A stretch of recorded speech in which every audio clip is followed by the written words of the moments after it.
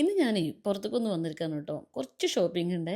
ഞാൻ ഇട്ടിരിക്കുന്ന ഈ വെള്ള ചുരിദാറുണ്ടല്ലോ, വെറും 350 450 അങ്ങനെ എന്തോ ഒരു രൂപയുള്ളൂ കേട്ടോ. ആഹ് ഇത് തോന്നുന്നു മീഷോന്നാണെന്നുള്ളത്. കിട്ടുകയാണെങ്കിൽ ഞാൻ ഇവിടെ ടാഗ് ചെയ്ത് വെക്കുന്നുണ്ട് കേട്ടോ. അങ്ങനെ പുറത്തേക്കൊക്കെ പോകുമ്പോൾ ഇടാൻ പറ്റിയ നല്ലൊരു അടിപൊളി കംഫർട്ടബിൾ ആയിട്ടുള്ള ഒരു ചുരിദാറായിരുന്നു. അപ്പോൾ ഞാൻ ഫാമിലിയിൽ നിന്ന് എനിക്ക് ആവശ്യമുള്ള കുറച്ച് സോക്സും ജിം വെയറും വാങ്ങിച്ചിട്ടാണ് കേട്ടോ ഞാൻ പുറത്തേക്ക് ഇറങ്ങിയത്. ഇനി നമ്മുടെ അടുത്ത ലക്ഷ്യം എന്തെന്ന് വെച്ചിട്ടുണ്ടെങ്കിൽ ഡെക്കാത്തലോണിൽ പോകണം, ഒരു ഷൂ വാങ്ങിക്കാൻ വേണ്ടിയിട്ടേ.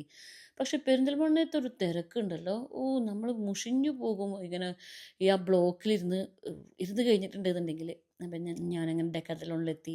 അപ്പോൾ ഇവിടെ സോക്സിന് കുറച്ച് വിലക്കുറവുണ്ടോയെന്നൊക്കെ പോയിട്ട് തൊട്ട് നോക്കിയപ്പോൾ നല്ല വിലയുണ്ട്. അതുകൊണ്ട് അത് വേണ്ടെന്ന് വെച്ചു. പിന്നെ നമ്മൾ ഒരു ജിമ്മിലൊക്കെ പോയിട്ട് വർക്കൗട്ടൊക്കെ ചെയ്യുമ്പോഴേ ഒരു ബ്രാൻഡഡ് ഷൂ വാങ്ങിച്ചിട്ടുണ്ടെങ്കിൽ നല്ല സുഖമായിരിക്കും കാലിനൊക്കെ.